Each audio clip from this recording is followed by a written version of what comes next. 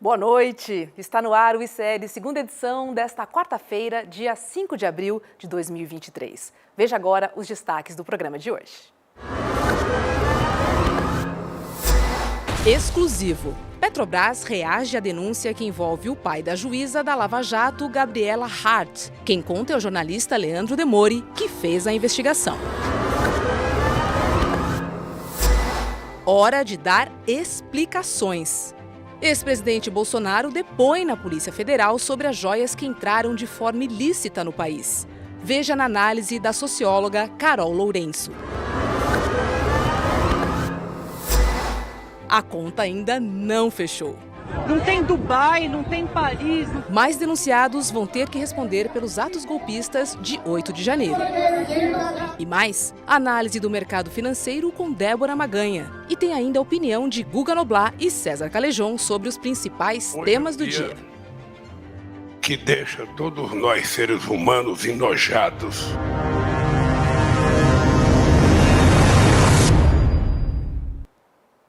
Uma boa noite para você, apesar do dia triste, da notícia triste que abala novamente pela segunda semana consecutiva, as escolas e a segurança e, enfim, as crianças, o futuro do nosso país.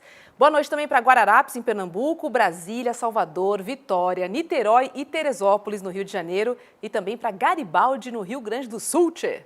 Boa noite, César Callejon. Boa noite, Rua. É sempre um prazer estar contigo. Boa noite, comunidade CL. Vamos nessa que tem muita coisa para explorar hoje. Vamos lá. Deixa eu chamar Guga Noblat, diretamente de Brasília, que está fervendo nesta super quarta. Boa noite, Guga. Boa noite. É a quarta chamada de dia D. Boa noite, Callejon. Boa noite, Rua. Boa noite, querida audiência. É o dia D por conta dos depoimentos simultâneos sobre as joias que o Bolsonaro tentou surrupiar. Pois é, Guga, já vou me antecipando aqui. Ninguém, nenhum apoiador na porta da PF. Que flop, hein? Segundo consecutivo.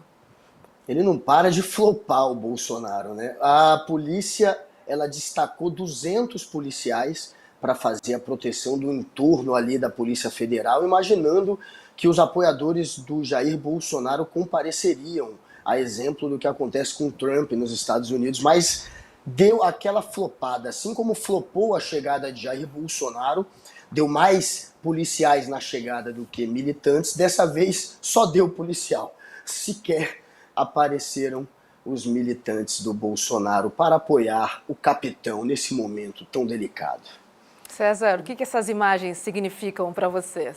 Significam muito claramente que sem a máquina do Estado na mão, o bolsonarismo, a meu ver, pelo menos, tem um tamanho muito inferior ao que ele tinha, ou que ele fazia crer ter quando ele tinha o Estado. Quando ele podia utilizar cartão corporativo, quando ele poderia usar as RP9, o orçamento secreto, quando ele tinha toda uma série de subterfúgios que poderiam ser usados para garantir uma adesão infinitamente maior do que o que ele de fato tem de forma orgânica. Agora, Noblat, eu acho que gostaria de explorar isso contigo. Tem algumas coisas aparecendo aí ao longo da última meia hora acerca do que foi o depoimento dele. O André Janones publicou que fontes não oficiais, dizem que ele inclusive teria chorado durante o depoimento, teria dito aí que faria qualquer acordo para não ser preso. A gente não conseguiu efetivamente, de fato, até esse momento, confirmar se isso procede ou não. Mas você tem alguma notícia para trazer para a gente de como é que foi esse depoimento e se mexe de alguma forma na equação do jogo político, cara? De fato, ainda não há o depoimento vazou ainda completo para a imprensa. A gente não tem ainda como ler o depoimento, mas o que foi apurado a princípio com os advogados do Jair Bolsonaro é que ele teria dito que só soube das joias em dezembro de 2022, 2021, 2022, um ano depois das joias serem retidas, portanto. Essa seria a informação que eles passaram, e que, para evitar o que eles chamam de um constrangimento diplomático, Bolsonaro teria dito isso, seria depoimento do Bolsonaro, ele teria dito que para evitar que seria um vexame diplomático, ele passou a atuar de maneira tão fervorosa aí para tentar dar um destino às joias. Mas a gente sabe que era muito simples ter dado um destino às joias. Bastava ter seguido o que a Receita Federal recomendou e sugeriu, que fosse colocado como patrimônio da presidência e não como um presente para a Michelle, que foi o que o Bento informou assim que as joias foram retidas, e que foi o que o próprio Bolsonaro informou assim que chegou no Brasil.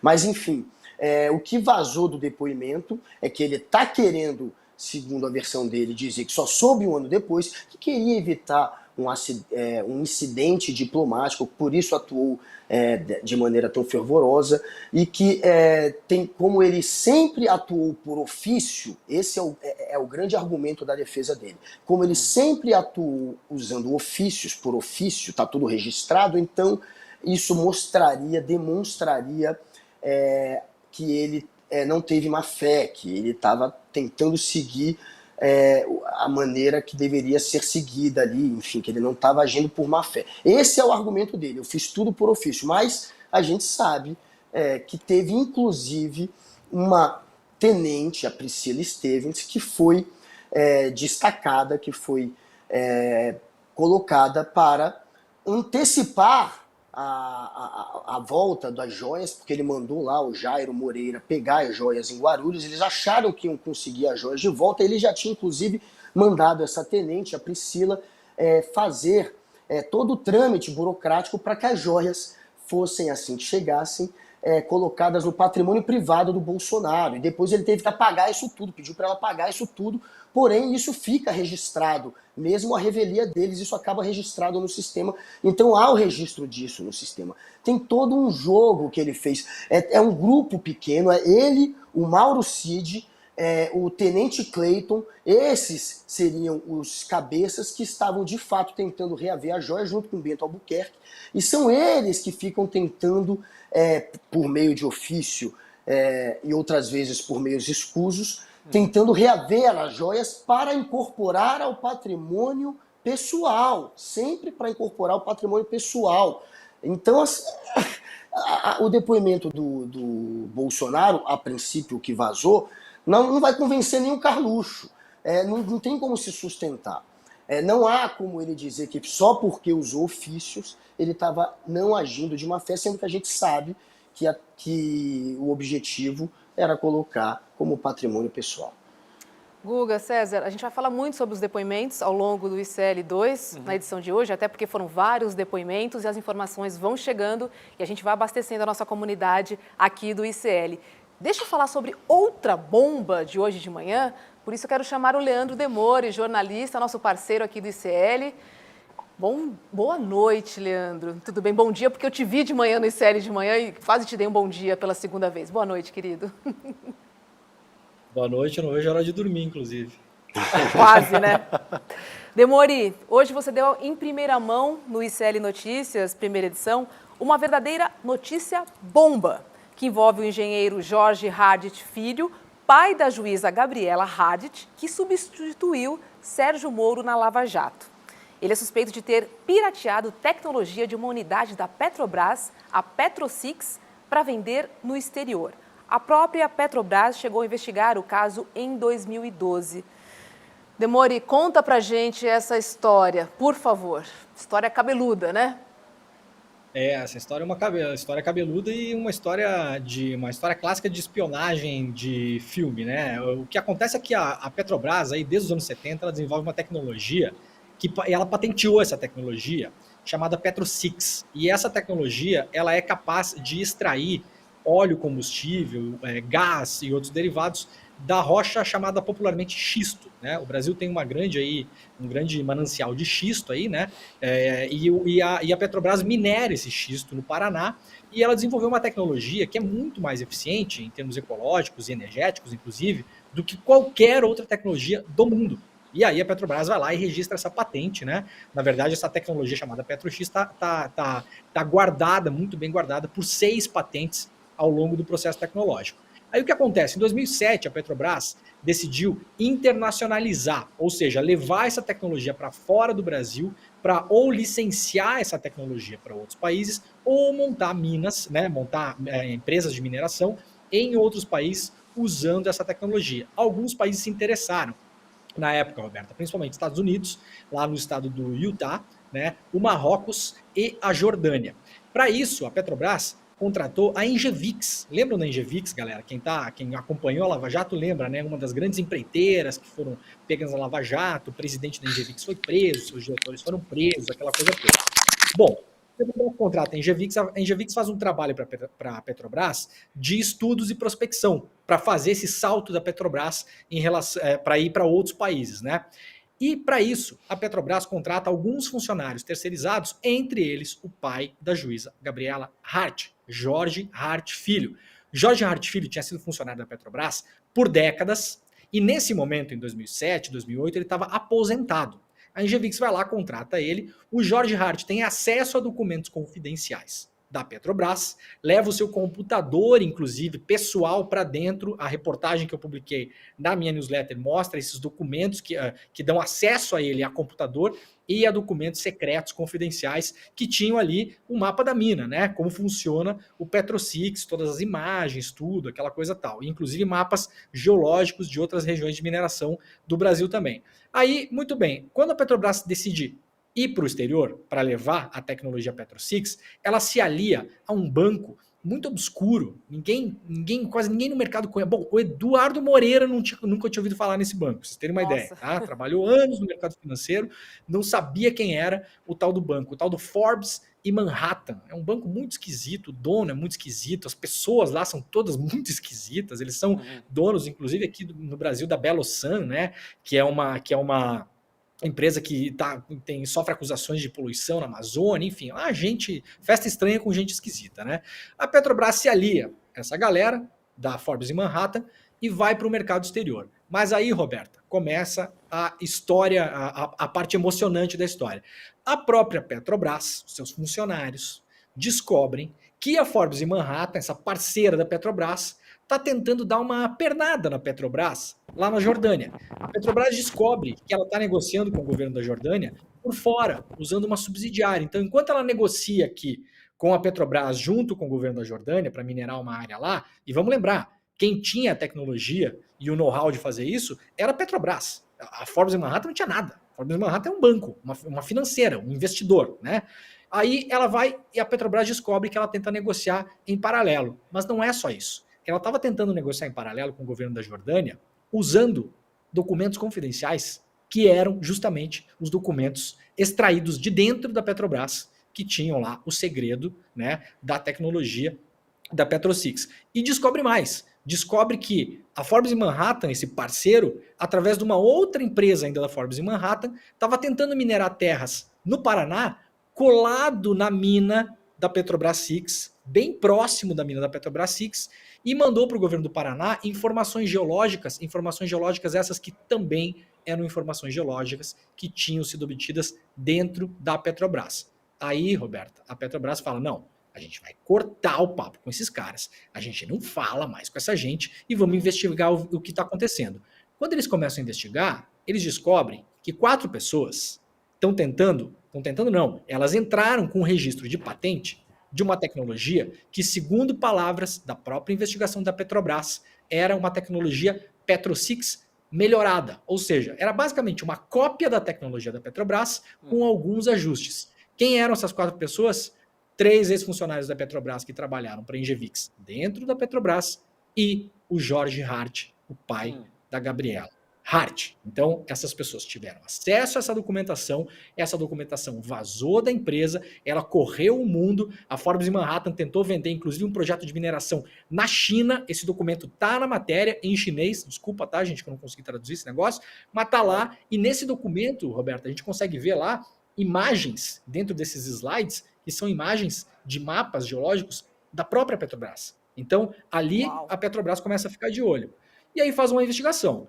Dado esse histórico todo, né, a Petrobras fala, olha, tem um caso clássico aqui de subtração de documentos, de uso ilegal de documentos, né, a gente tem que tentar bloquear o uso dessa nossa tecnologia no exterior. Ela faz 2 recomendações nessa investigação interna que ocorreu em 2012 na Petrobras, isso também está na reportagem, as pessoas podem ler depois do programa. Primeira recomendação, a gente vai acionar extrajudicialmente a Forbes e Manhattan e falar para que eles parem de usar as nossas informações. Senão a gente vai seguir o caminho legal.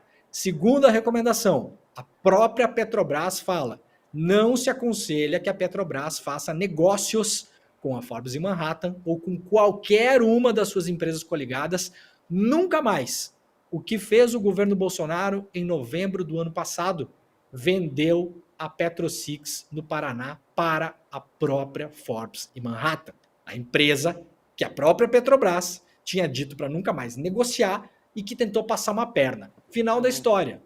A Forbes e Manhattan comprou a preço de banana, 200 milhões de reais, mais ou menos, equivalente a 1 ano de lucro da PetroSix no Paraná, a patente do PetroSix, que ela, de algum modo, no passado, tentou copiar e tentou vender lá fora como se fosse dela. E aí, a gente tem um caso.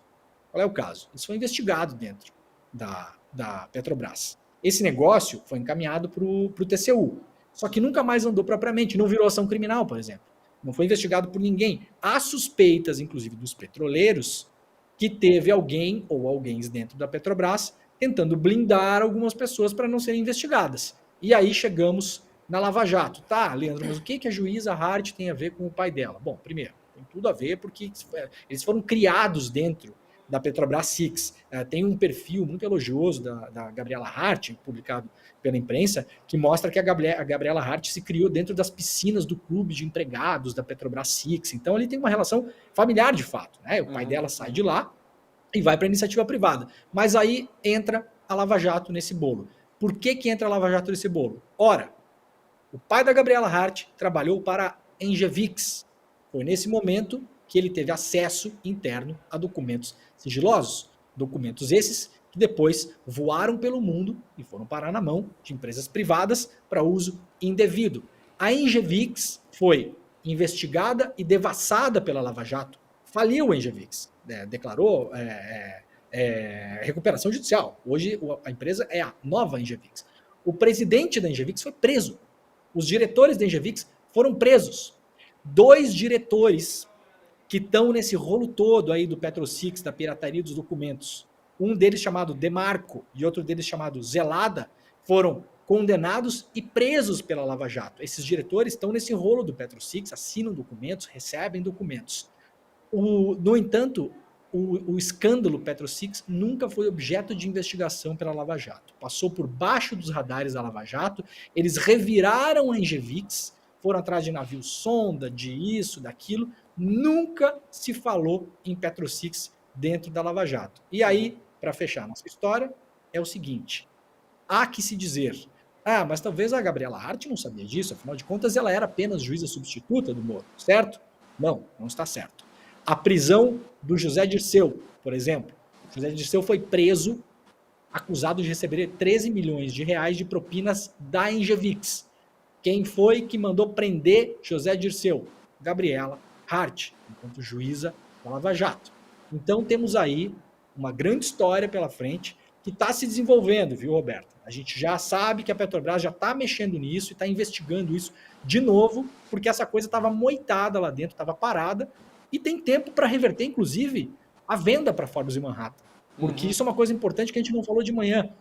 O assunto andou ao longo do dia, né?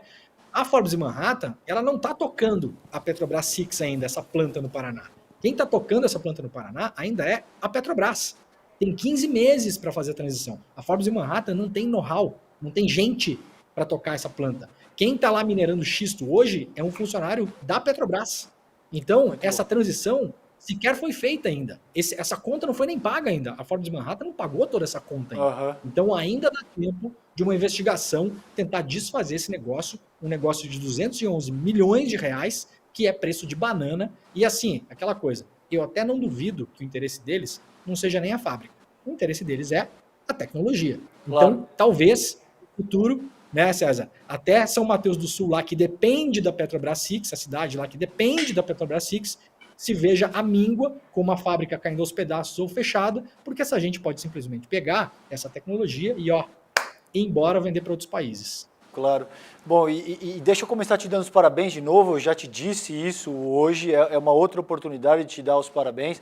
Parabéns para o próprio time ICL, que esse tipo de coisa é o jornalismo investigativo, é a integralidade da questão que vocês não vão encontrar na mídia corporativa. Isso denota a importância do trabalho de profissionais como o Demori e de veículos sérios de comunicação comprometidos com a integralidade da questão como o ICL. Então, parabéns, Demori. E o que o teu trabalho demonstra aqui, veja, você tem um caso clássico de espionagem industrial, mas quem está sendo lesado aqui não é só a Petrobras. A Petrobras é a maior estatal do país e que lida basicamente com propriedade do povo brasileiro. Então, em última análise, aqui a gente está falando de um caso de lesa pátria. A gente está falando de todo o Estado brasileiro que está sendo subtraído das suas propriedades, o que, em última instância, acaba tolhendo as nossas potencialidades. O país fica aí à míngua porque tem esse tipo de gente que se presta a esse papel, rouba tecnologia, me parece que esse é um termo absolutamente adequado, rouba tecnologia e trai a própria pátria. O que você espera daqui para frente, considerando que é o próprio Estado brasileiro que está em jogo e que hoje a gente viu o Jean Paul Prates, por exemplo, mandou uma mensagem para o Eduardo Moreira no N1. Vamos ver essa mensagem? Vamos ver isso, acho que é muito bom, vamos ver. Vamos dar uma olhadinha. Acabo de receber uma mensagem do presidente da Petrobras, Jean Paul Prates, dizendo que está ouvindo a nossa matéria e determinando imediatamente a solicitação de toda a documentação interna sobre a PetroSix e vai solicitar para o Demori as informações que você apurou, e isso vai ser conduzido diretamente pelo gabinete da presidência da Petrobras. A gente agradece a preocupação do presidente Jean Paul Prates e a gente ressalta a importância que o ICL Notícias tem tido com a coragem, com a ousadia e com o enfrentamento que a grande mídia brasileira não tem feito ao longo dos últimos anos. Muito obrigado pela resposta, presidente Jean Paul Prates, e também por tocar adiante essa investigação que parece assim super necessária, porque é um assunto gravíssimo e, claro, ele lesa a empresa, que é uma empresa de todos os brasileiros e brasileiras. Muito bom. Com base nisso, Demori, o que eu quero te perguntar é o seguinte: não te parece que é o caso, para muito além da diretoria da Petrobras, de eventuais secretarias que vão investigar esse processo, você precisaria ter um processo mais agudo de verificação e de apuração disso que você está denunciando com muita propriedade, do próprio Estado brasileiro de uma forma mais ampla, não? O que te parece isso?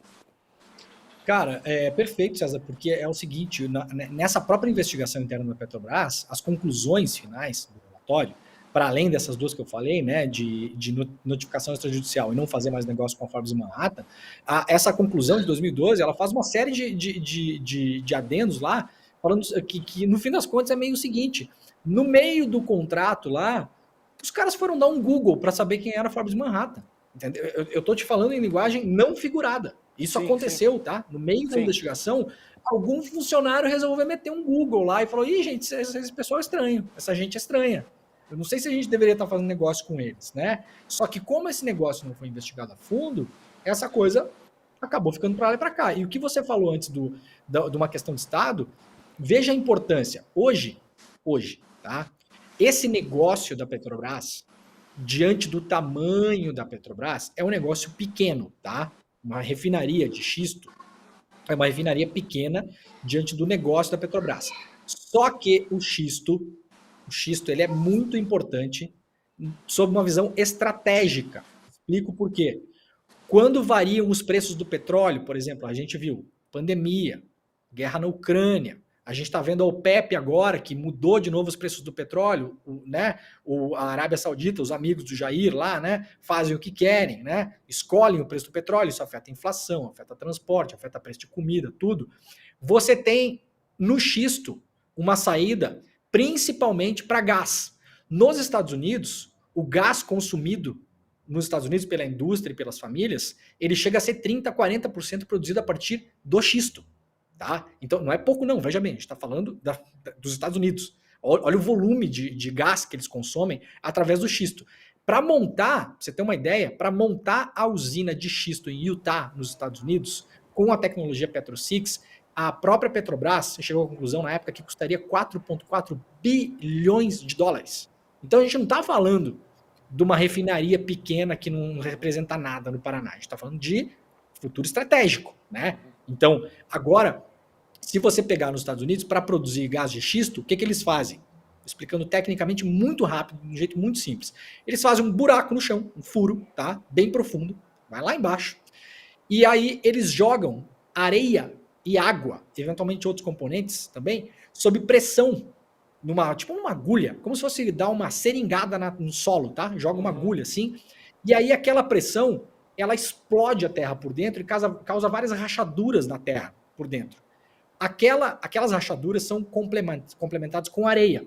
Então a areia ela fica pressionando aquelas rachaduras, fazendo aberturas no solo embaixo, e aí o gás se libera e esse gás é coletado lá em cima. Esse processo se chama fracking.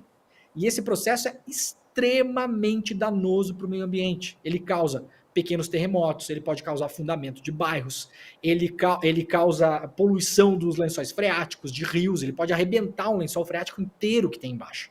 O Brasil desenvolveu uma tecnologia que não usa fracking, que é a tecnologia Petro-6.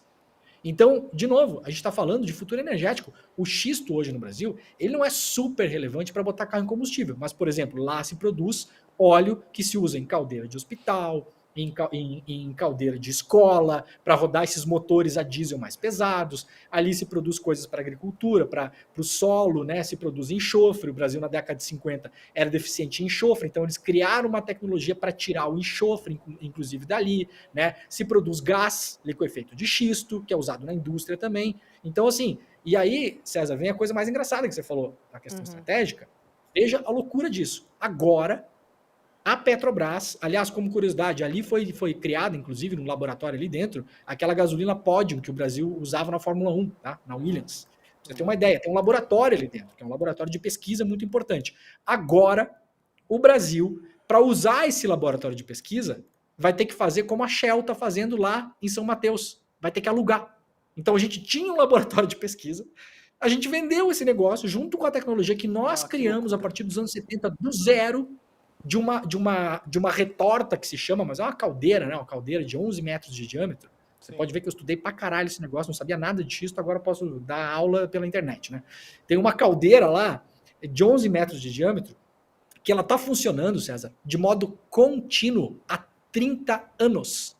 30 anos. Então ela é um case mundial de como você fazer mineração de xisto usando muito menos água, destruindo muito menos a terra e sendo muito mais eficiente. Ali nessa caldeira eles separam vários componentes. Você joga o xisto ali, você queima o xisto, né, chamado pirólise, e aí a partir disso tem várias camadas que você vai extraindo. Você extrai óleo, você extrai gás, você extrai ureia, você extrai enxofre, você vai extraindo as coisas dali. E aí a gente está dando isso é uma questão, como você falou, cara, ela é uma questão de estratégia energética. Ela não tem a ver com quanto a usina, né? Sim. Guga, já vou passar para você, mas antes vamos ver um VT do atual presidente da Petrobras, Jean Paul Prats, quando ele era senador, se pronunciando sobre a Petro-6. Vamos ver. Vamos lá. O próximo capítulo será a venda do Petro-6. Sabe o que é o Petro-6? Petro-6 é a única experiência brasileira em produção de óleo de xisto, no Paraná. A patente dessa tecnologia específica para esta produção no Brasil, que é diferente da do Canadá, de outros lugares, é brasileira e pertence à Petrobras. Nesse pacotão da xepa que fizeram da Petrobras, botaram o Petro-6 para vender. Está sendo comprado por só 33 milhões de dólares, com a patente. Por um grupo que foi investigado, ou vem sendo investigado por uma comissão de investigação interna da Petrobras, por vazamento de informações. E essa comissão terminou o relatório dizendo, não vendam para este grupo, porque este grupo é um grupo concorrente, enfim. Esse é um processo que nós estamos atrás agora, porque esse é o próximo que vai ser anunciado, que já está pré-anunciado. O Noblar, Então veja, né, cara, quando a gente fala que são entreguistas, que são traidores da pátria, que são patriotas, falsos patriotas, é desse tipo de coisa que a gente trata e, infelizmente, isso é o que mantém o Brasil numa posição de subserviência, de subdesenvolvimento, quando a gente poderia estar explorando as nossas potencialidades, né, Guga, de uma forma muito mais adequada, né, cara? Claro, sem dúvida. Isso é um escândalo que tem 2 pontos. E eu queria até entender com o Demore qual que ele acha que é o ponto que a imprensa pode explorar melhor. Se é porque tem a questão da juíza da Lava Jato, a Gabriela Hardit, vocês nunca falo direito sobre o nome dela, que se ela descobre que o pai dela está envolvido em algum esquema que ela está apurando, é claro que isso faria com que ela sequer pudesse julgar a Lava Jato. E tem essa história da Petrobras ter orientado a não fazer negócios mais com esse banco canadense, e eles vão lá e vendem para o banco que tentou passar a perna neles. Então tem 2 frentes aí. A da Lava Jato, você acha que é mais frágil, seria mais fácil dela se escapar disso? A imprensa ela deve ir para qual desses 2 lados? Onde você acha que está o escândalo maior ou o escândalo que a imprensa deve se debruçar? Nessa venda, apesar da orientação, ou na Lava Jato não ter investigado esse esquema de pirataria industrial, enfim?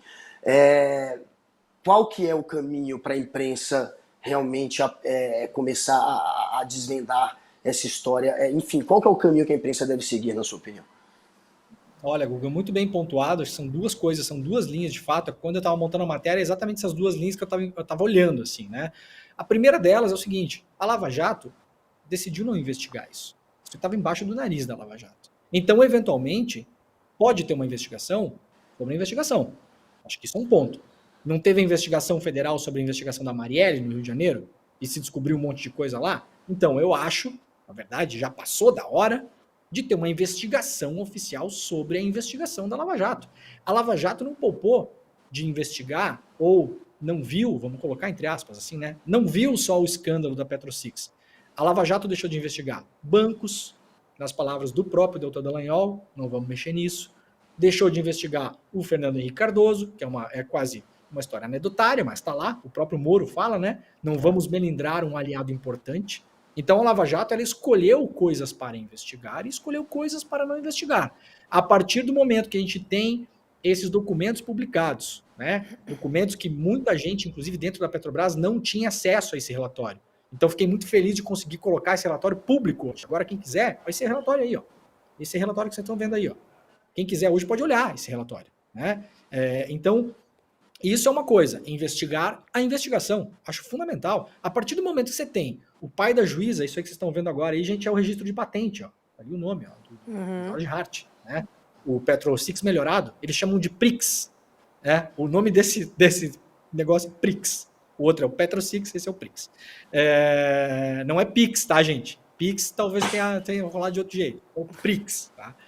E aí, Guga, a outra investigação é justamente a Petrobras aprofundar a investigação de 2012, porque ela fez aquilo e parou, submeteu ao TCU, o TCU tocou uma investigação lá dentro, mas aparentemente, pelas primeiras informações que eu tenho, isso é novidade, ele remeteu para a Petrobras de volta e falou, olha, vocês têm que olhar isso aí, e se for o caso, isso tem que virar uma investigação criminal.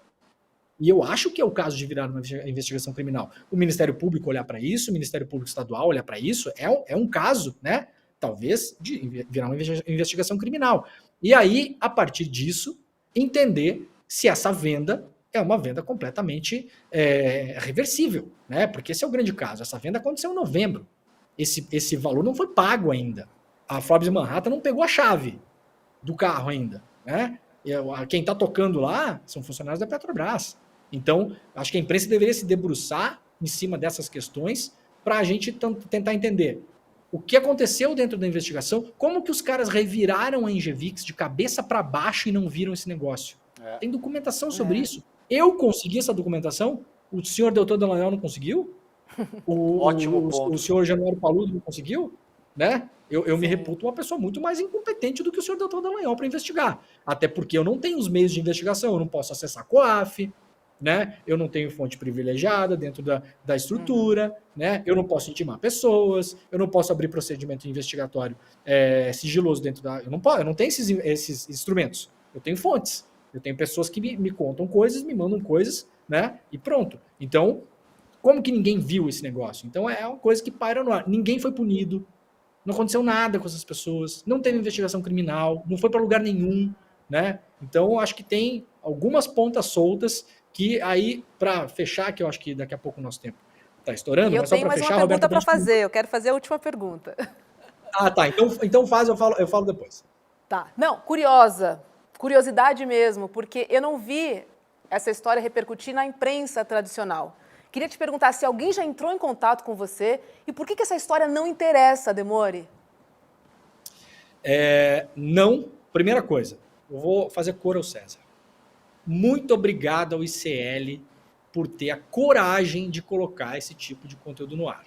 Eu sou jornalista há tempo suficiente, desde 1997, não parece, né? Eu sei que eu tenho cara de 22, mas não parece. Desde 1997 eu sou jornalista. Eu sei que esse tipo de matéria... Eu já tentei no passado, quando eu era jornalista independente, antes de eu trabalhar no Intercept, antes de eu trabalhar na Piauí, quando eu... né? Eu já tentei vender esse tipo de matéria para vários lugares e a imprensa não compra, não aposta nesse tipo de matéria. Por quê? Porque é treta, porque mexe com um monte de gente. Vocês imaginam se esse negócio é desfeito? Um negócio de 200 milhões de reais. Eu sei que eu vou ter problemas com isso. Eu sei onde essa coisa pode chegar.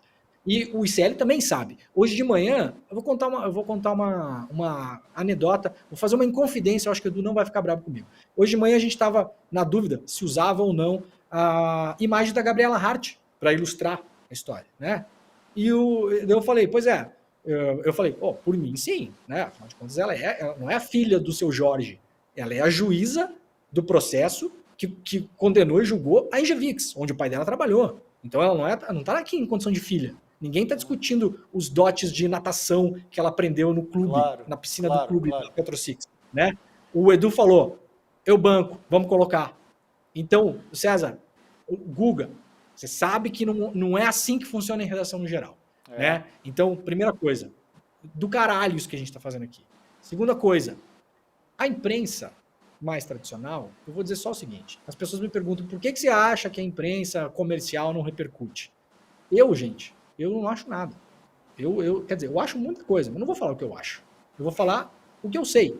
Eu sei é que se eu assino um jornal, um site, uma rede de televisão, ou seja, se eu estou pagando por um serviço e esse serviço não me entrega o fato do dia que tem a ver com possível escândalo de corrupção numa empresa estatal, tecnologia brasileira está sendo levada para fora, se essa empresa não me entrega, eu paro de assinar na hora. Porque eu não estou pagando para ser mal informado. Então, paro nisso. Mas é o seguinte, né, Demore? Agora você vai ter um espaço todos os dias, às 7 horas da manhã, aqui no ICL. Tenho certeza que bombas teremos logo pela manhã, correto? Conta pra gente um pouquinho. O que vai ser o Desperta ICL? Deixa eu te falar uma coisa antes. Uma coisa importante que eu esqueci de falar. A Petrobras está investigando isso internamente. Eu tenho informação de que a própria diretoria, como falou o João Paulo Prats, vai encabeçar essa investigação. E a informação que eu tenho, que é a informação nova, que a gente está falando agora aqui pela primeira vez, os documentos dessa investigação já foram requeridos internamente pela presidência da Petrobras. Então agora a coisa, eu acho, que vai andar. Sobre a matéria, ontem era meia-noite, né? E eu tinha que acordar cedo hoje. Aí eu olhei para baixo e falei, nossa, já escalei tanto essa montanha dessa matéria, né? Mas eu olhei para cima e tinha metade da montanha para escalar ainda. Então eu acho que eu vou ficar um meio ano sem fazer matéria de novo. Eu tava com saudade. Descanse, por favor, bandeira branca. Você vê que o resultado tá aí, Demori. Você tá mexendo, movendo a agulha, cara, daquilo que efetivamente determina os rumos da nação. É uma prestação de serviço ao nosso Brasil, Não tenho a menor dúvida disso. Não tenho a menor dúvida de que é uma prestação monstruosa de serviço. Eu gosto dessa adrenalina. Adrenalina maravilha. pós-matéria é ótimo. Maravilha, Mas, no meio da montanha eu pensei, nossa, será que não tem um elevador aqui? Não, deixa eu ver se não tem elevador. Paraquedas é mais fácil, Mas- né, Demori? Vamos vender o seu peixe, por favor. Fala do Desperta baixo ajuda. ICL.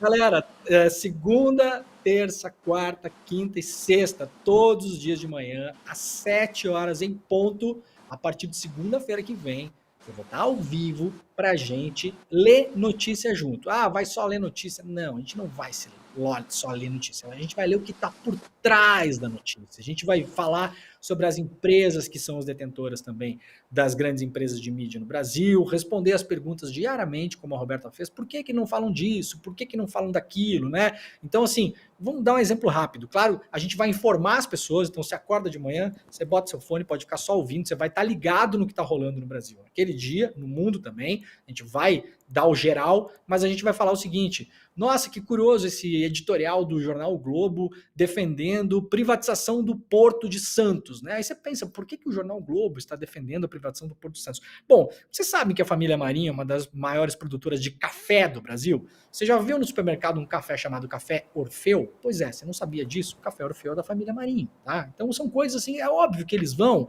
caminhar para onde vão os interesses dos negócios que estão coligados, né? A CNN lá o dono tem uma construtora, que é como ele ganha dinheiro de fato, né?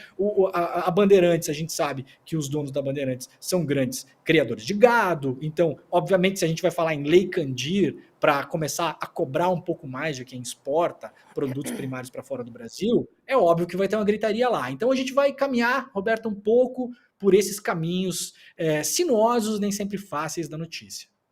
Pra cima deles, Demori. Maravilhoso, imperdível, então, o Desperta ICL no ar a partir das 7 da manhã, na segunda-feira, né, Rô? Na segunda-feira, dia 10, na volta do feriado. Esse feriado já vai estar naquele friozinho na barriga de estreia de programa, né? Tenho certeza disso. Beijo, boa sorte, Demori. E, por favor, continue nos trazendo essas reportagens investigativas, porque o Brasil precisa disso. É isso aí. De pessoas como você. Um beijo e parabéns novamente. Obrigado demais. Beijo para todos aí. Tchau, tchau. Um beijo, querido. Tchau. Valeu.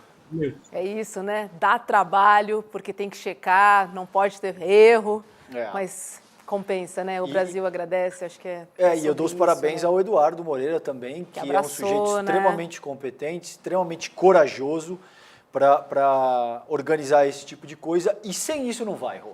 Se a gente depende de uma mídia corporativa que, como o Demori acabou de demonstrar, defende incessantemente os seus próprios interesses, a gente não tem como avançar. Então, esse é o papel fundamental que figuras como Edu Moreira, como o Demori e que, em última análise, o ICL desenvolve para a nação brasileira. Parabéns, um orgulho fazer parte desse time, cara. Eu também.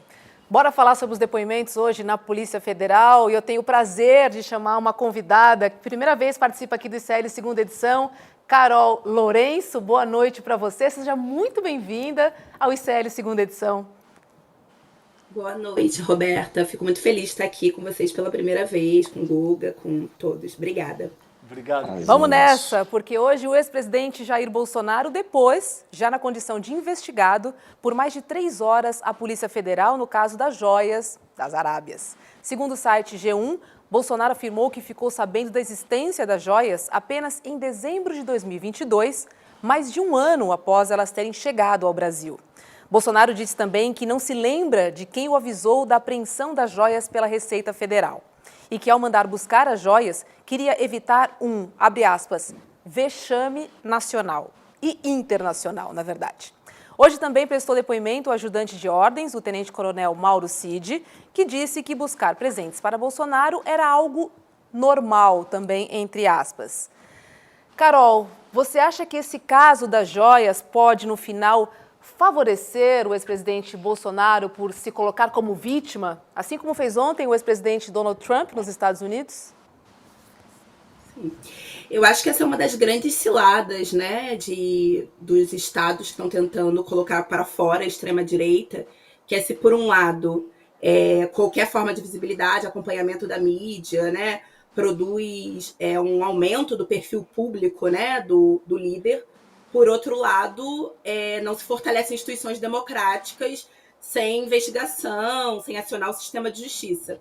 Eu acho que, ao contrário do caso do Trump, né, que é um caso de suborno, que envolve, né, a personagem mais célebre é uma ex-atriz pornô, essa história em específica, não apenas, né, porque o Bolsonaro já demonstrou muita preocupação com ela, a própria Michelle também publicamente não conseguiu reverter, ela, apesar de ter colocado, né, todo o holofote no Bolsonaro, e isso, sem sombra de dúvidas, ajuda a consolidação dele como líder ainda da extrema-direita, é uma história muito difícil de explicar para a principal base que o Bolsonaro quis mobilizar.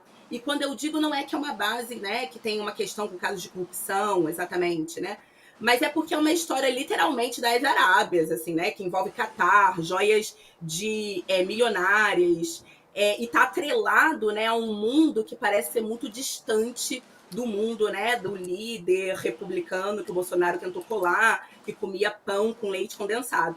Então, talvez, não pelo uma possível investigação, eu acho que isso não atrapalha, né, o Bolsonaro. O Bolsonaro, a imagem de perseguido, que é justamente como o Trump, por exemplo, está mobilizando a imagem dele agora, apoia muito o Bolsonaro, mas os negócios com qual a família Bolsonaro e o Bolsonaro, né, se envolve, difere num nível de adesão maior, né, da sua base. Então, uma história, né, com joias, relógios, marcas que a maior parte, inclusive, do eleitorado do Bolsonaro sequer sabe que existem, né, envolvendo países que a maior parte do eleitorado do Bolsonaro não consegue nem mesmo localizar no mapa, está muito contrário, né, desse líder popular, né, militar e senhor. Então, eu acho que, por esse ângulo, sim, né, atrelar a figura do Bolsonaro, né, e a família Bolsonaro a uma família, né, que gosta de luxos e grandes viagens, mais parecem do mundo do Aladim, apoia bastante, talvez,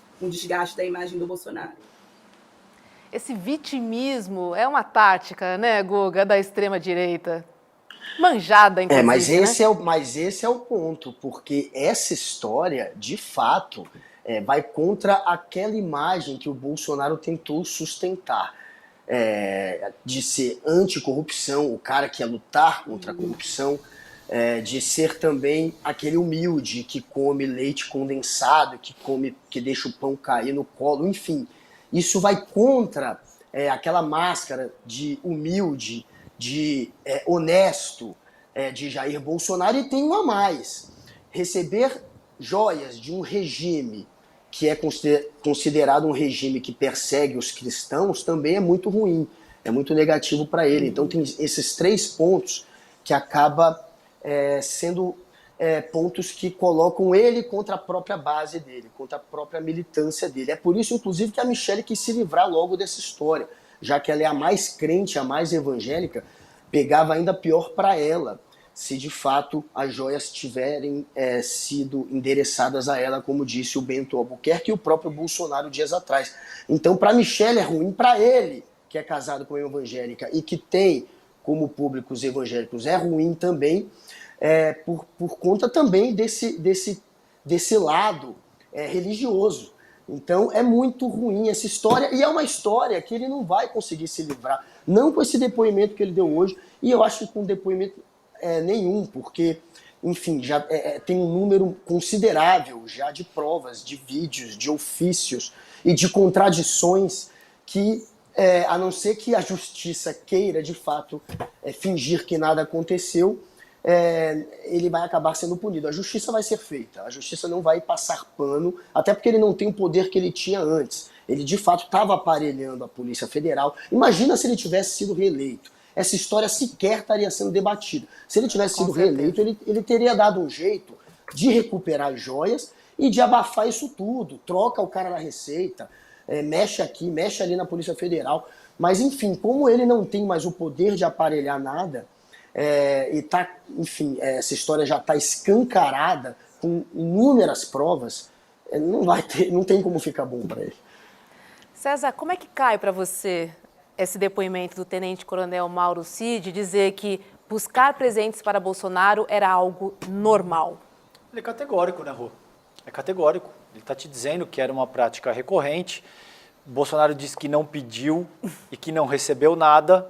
aparece um primeiro conjunto de 16 milhões e 500 mil reais, aparece um segundo conjunto que inicialmente foi orçado em 400 mil reais, mas que depois a gente descobre que tem um único relógio que valia aí cerca de 800 mil reais, depois aparece um terceiro conjunto e depois o Bolsonaro e a defesa dele finalmente dizem que o que quer que o TCU mande ele devolver, ele vai devolver. Se necessário. Exato. Eu adoro esse se necessário. O Chico Sá colocou de uma forma muito eloquente que é, bom, o Chico Alves também colocou dizendo, bom, então quer dizer, se vocês não descobrirem, eu me dou o direito de ficar com as joias. Então é categórico, é óbvio que tem muito mais coisa por trás disso, é óbvio que ele utilizou dessa mesma dinâmica durante muito provavelmente os 4 anos que ele esteve à frente do governo. É bastante fácil também de perceber que essas joias não foram dadas ao Bolsonaro por conta dos lindos olhos que ele tem. Me parece bastante evidente aí que isso serve propósitos maiores, que estão correlacionados com a questão da própria refinaria. Então tem muito mais água para passar por debaixo dessa ponte. E esses depoimentos de hoje, a gente vai saber mais notícias ao longo das próximas horas, mas ao que tudo indica, não ajuda a causa bolsonarista. Ele não foi capaz de esclarecer basicamente nada. Pelo seguinte, para encerrar minha fala, Rô, mentir é uma coisa, é a primeira etapa do processo, tá? Mentir quando você tem todo um conjunto probatório que vai de encontro com a tua mentira é uma tarefa absurdamente ingrata. E por vezes é impossível sustentar aquilo que você está pleiteando, porque existem vídeos, existem recibos, existem depoimentos e testemunhas. Então ele diz que eu não sabia disso até dezembro agora. Mas, meu senhor, tem um recibo de que o senhor recebeu o segundo estojo no Alvorada, que era então a sua residência oficial. Quem assinou aquele recibo? Entende? Então o senhor não sabia de absolutamente nada, mas já estava em posse dessas joias, já estava em posse de uma série de coisas que foram mandadas para o sítio do Nelson Piquet. Enfim, me parece que nesse caso, eu já usei essa metáfora aqui, ele está numa areia movediça, que quanto mais ele se mexe, mais ele afunda e se complica, Rô. Vamos fazer o seguinte, queria chamar nossa arte, feita especialmente para o dia de hoje, a nossa montagem da latinha de leite condensado. Ah, não, essa daqui, ó. Os diamantes são eternos. Muito bom. Nossa, essa produção da arte aqui da ICL não tá dando mole, não. Olha lá. 022. 022. E, Carol, deixa eu te perguntar. Ele dizer que queria evitar um vexame internacional me parece muito frágil. Ih, a Carol caiu. A gente perdeu a Carol por um instante, mas acho que a pergunta é muito pertinente. Guga, o que te parece? Vale pro Guga, né? Muito frágil, né, Guga? É puro desespero.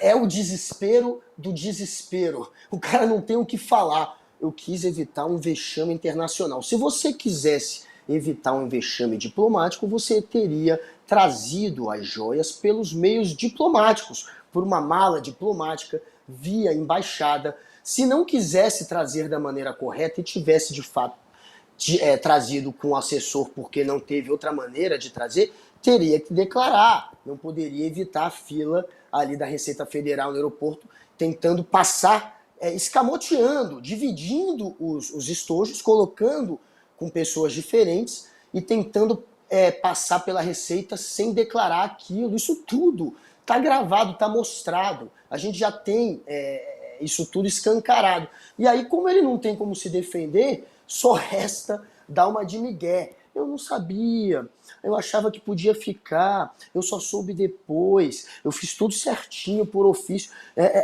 Foi um erro de compreensão das regras, sendo que o TCU, desde 2016, ele é categórico em afirmar que você não pode ficar com presente valioso. E mais que isso, ele coloca lá nas orientações que você não pode receber joias. Ele especifica a questão da joia, porque é tão óbvio, mas o Bolsonaro mesmo assim vai querer dar uma de migué, fingir que não sabia de nada e dizer que, olha, eu apenas quis evitar um incidente, foi por isso que eu tentei pegar as joias. Não tem como isso se sustentar, porque para evitar um incidente, como eu disse há pouco, tinham várias maneiras e ele evitou todas essas maneiras para tentar colocar aquilo como um presente pessoal. Isso já está escancarado, não tem como negar isso.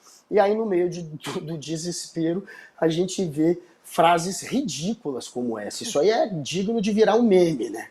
Dizer que queria evitar um incidente diplomático, sendo que a gente sabe que ele ficou... E outro detalhe, ele ficou até o final do governo dele tentando evitar um incidente diplomático. Assim que ele deixou de ser presidente, ele nunca mais fez nada para tentar pegar joias. Por quê? Se a intenção era evitar um incidente, ele teria que continuar não só repassando essas informações para o atual governo, como continuar de alguma maneira à frente dessa questão. Ele não poderia simplesmente se calar e tentar sumir e tentar deixar a história esfriar, que foi o que ele fez. É mais um indício de que é tudo picaretagem.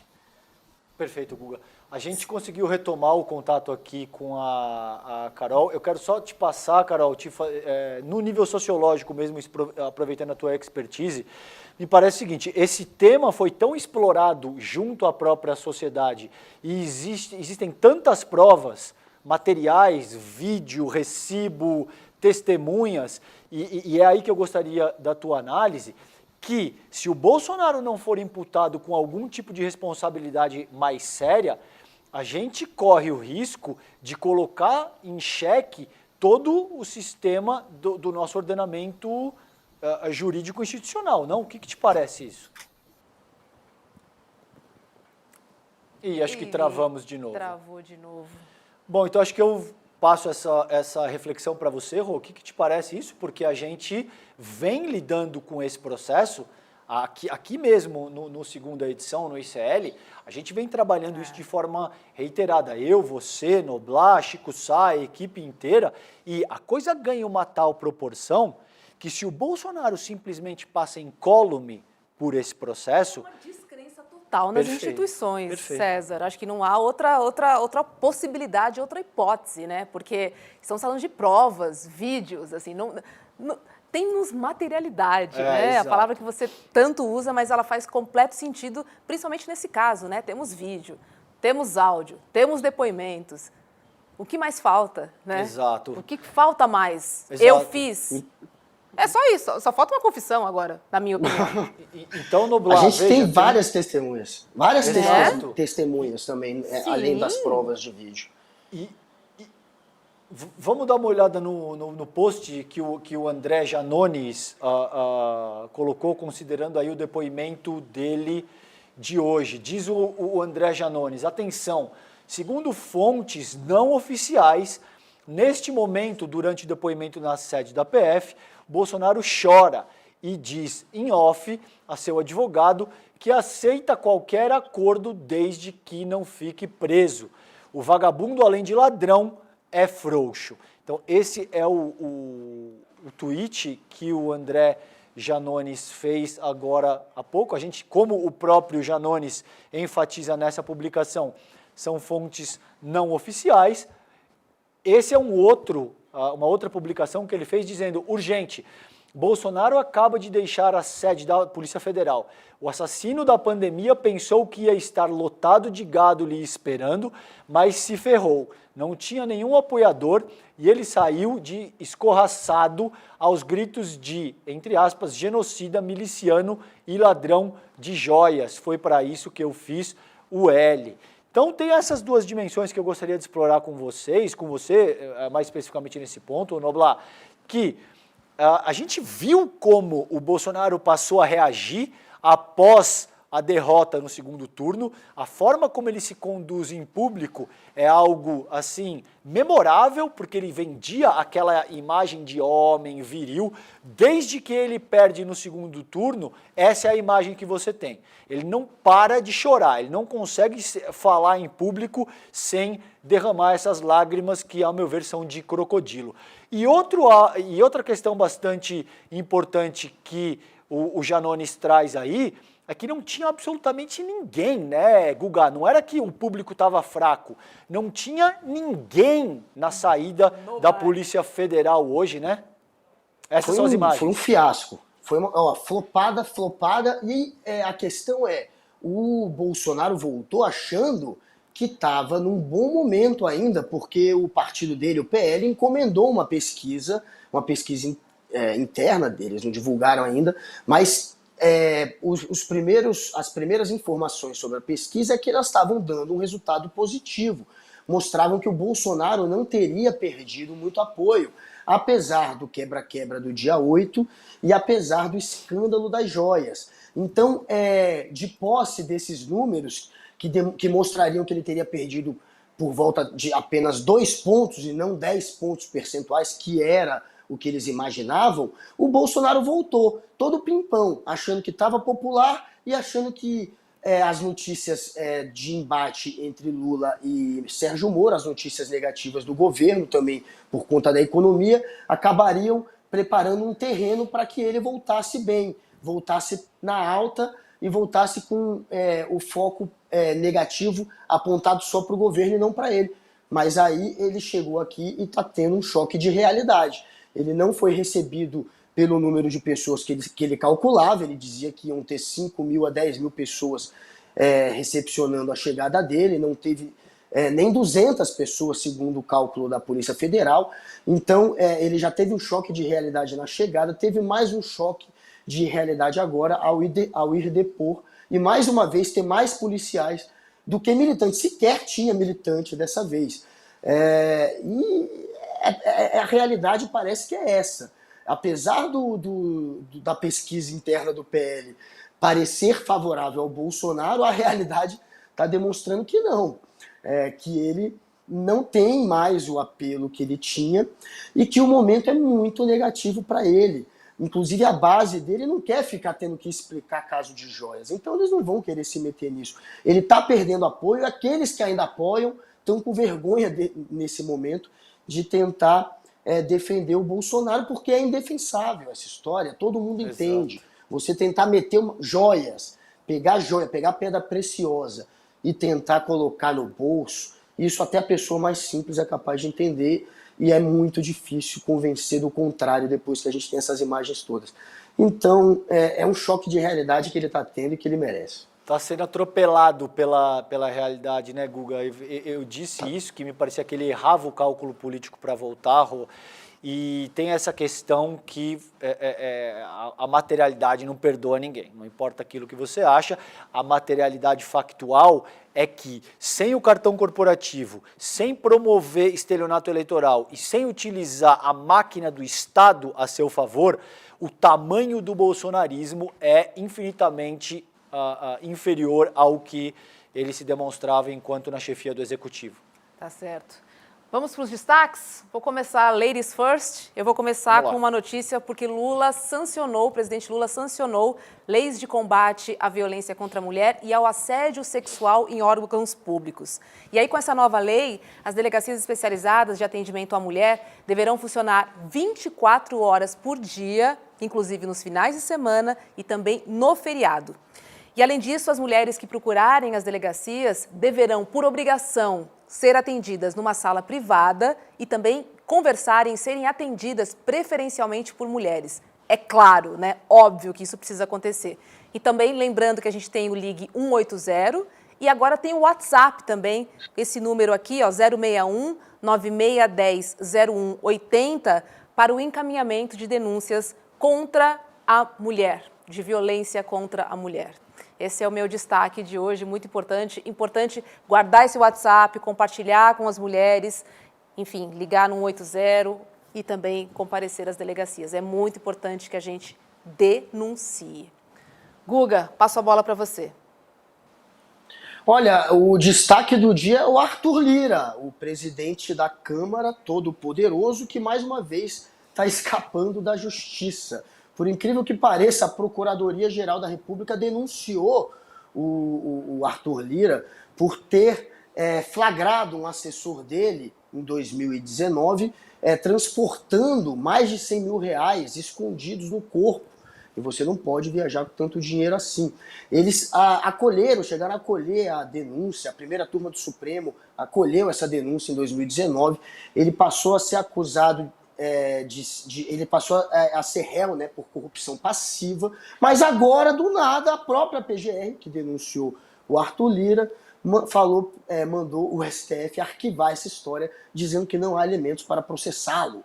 Muito estranho, você primeiro denuncia, depois você fala, não, arquive isso aí. E é a segunda vez que isso acontece, porque teve uma outra denúncia contra o Arthur Lira, apresentada pela PGR, pela Lindora Araújo, que é o braço direito lá do Aras, e ela dizia que estava convicta sobre as provas contra o Lira, e também voltaram atrás dessa denúncia, que foi de recebimento de propina pela empreiteira Queiroz Galvão. Ele teria recebido propina, foi uma denúncia que partiu de uma delação, e agora eles resolveram depois, mesmo convictos da denúncia, mandar arquivar, isso em 2020.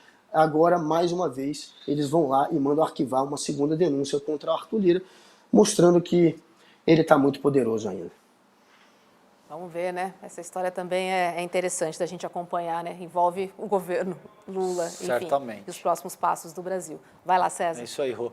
Não, o meu destaque é para a iniciativa do governo federal, que o Flávio Dino, o ministro Dino, anunciou hoje. Vocês estão vendo aí na tela que após essa tragédia em Blumenau, o Dino anuncia 150 milhões de reais para reforçar segurança escolar. Ele monta um grupo que deve se reunir e apresentar soluções, ideias, deve refletir acerca do tema e apresentar sugestões de iniciativas em 90 dias. A gente vem presenciando uma escalada desse tipo de ataque e agressão contra professores, contra alunos, contra escolas ao longo dos últimos meses. A meu ver, essa é a minha leitura, pelo menos, existe uma correlação muito intrínseca entre o nível de ódio e de antagonismo que foi disseminado na sociedade brasileira ao longo dos últimos 4 anos e as consequências se refletem no nível sociológico. Infelizmente, a gente começa a ter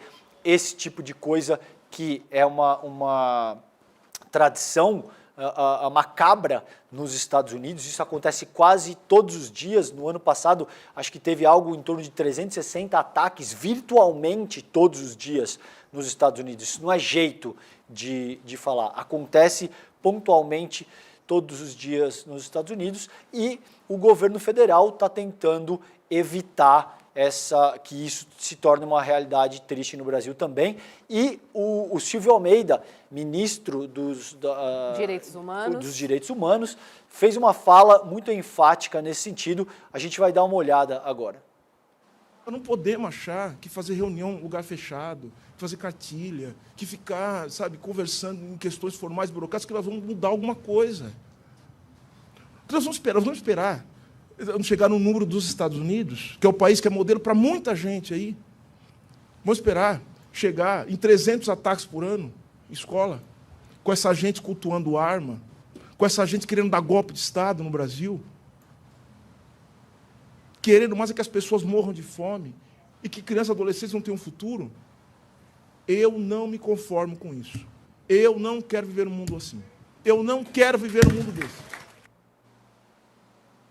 Fortíssima a fala do Silvio Almeida. Eu não quero viver nesse mundo também. Me parece que existe uma correlação. A própria fala do ministro traz essa dimensão de como aquilo que o bolsonarismo destilou no Brasil tem uma correlação muito forte com todos esses tipos de ataques de violência, e me parece uma fala muito adequada, forte, potente, que vai ao encontro da resposta que a sociedade brasileira deseja nesse momento. A gente não pode normalizar esse tipo de coisa e a gente precisa organizar respostas que sejam eficazes no sentido de evitar que coisas assim voltem a acontecer. E num momento muito sensível também do ministro, né, que vai ser pai. Então, assim, fora toda a bagagem, o conhecimento indiscutível do ministro Silvio Almeida, ainda acrescenta... Você vê que ele está emocionado nessa fala. Exatamente.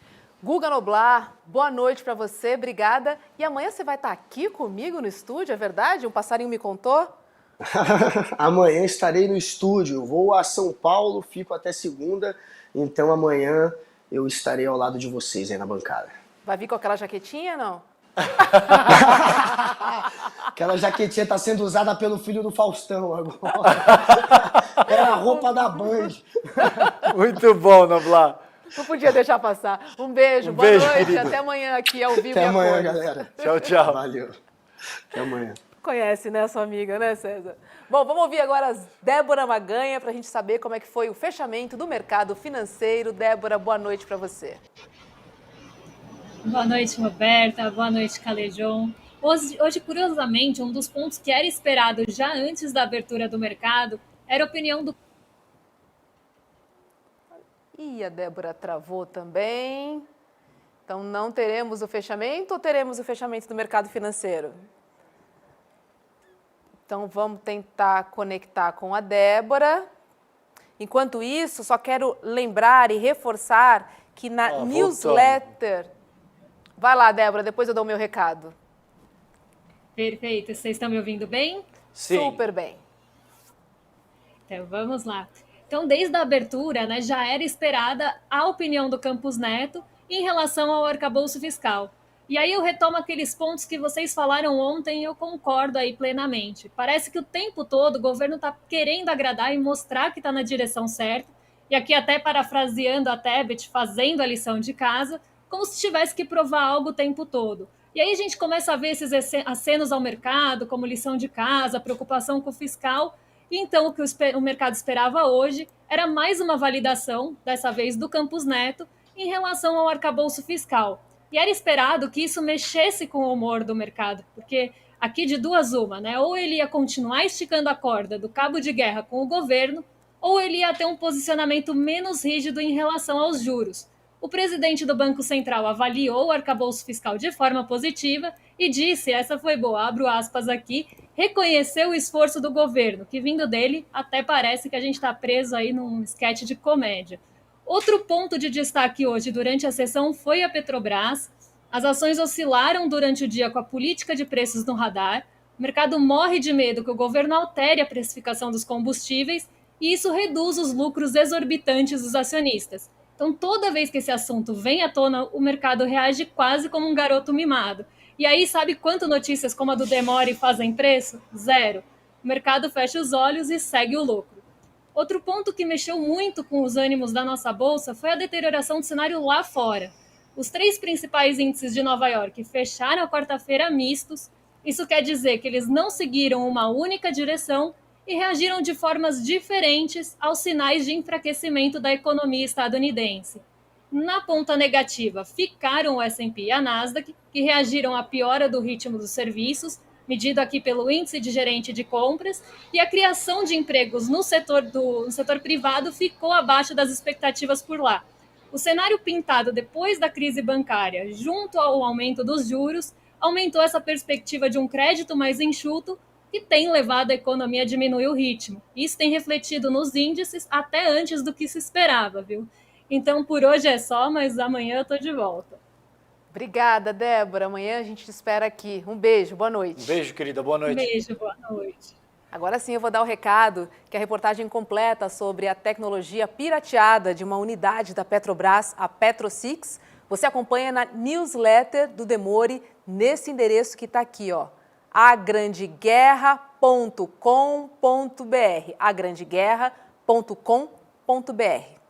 Fechamos por hoje o ICL segunda edição? É isso aí, maravilha de programa. Pois hoje sim, mas amanhã tem mais no ICL de manhã, cedinho, às 8 da manhã, com Vivian Mesquita, William De Luca e Eduardo Moreira.